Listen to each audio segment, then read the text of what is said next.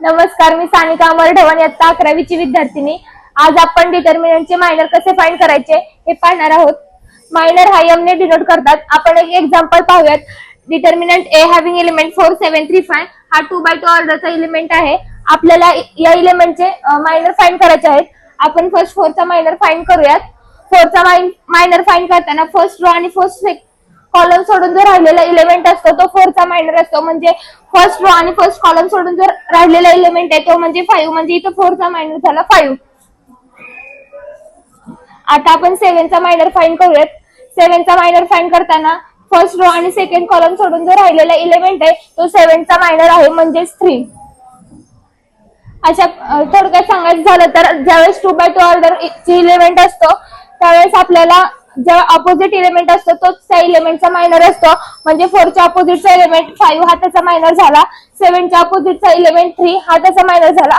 आता 3 च्या अपोजिटचा एलिमेंट 7 म्हणून 3 चा मायनर 7 आणि 5 च्या अपोजिटचा एलिमेंट 4 म्हणजे 5 चा मायनर 4.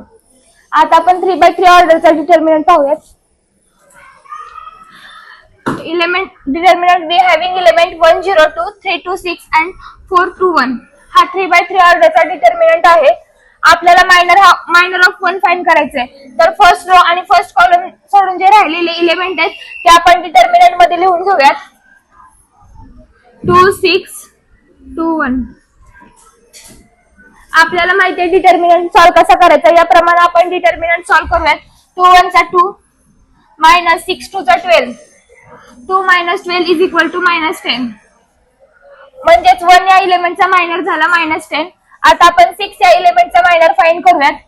सेकंड रो आणि थर्ड कॉलम सोडून जे राहिलेले एलिमेंट आहेत ते आपण डिटर्मिनंट मध्ये लिहून घेऊयात. 1 0 4 2. डिटर्मिनंट सॉल्व करण्याच्या पद्धतीप्रमाणे आपण हा सॉल्व करूयात. 2 1 चा 2 -4 × 0 0 is equal to 2. म्हणजेच 6 या एलिमेंटचा मायनर झाला 2. अशा प्रकारे आपण 3/3 ऑर्डर असेल तर 9 च्या 9 एलिमेंटचे 9 मायनर फाइंड करू शकतो. थँक्यू.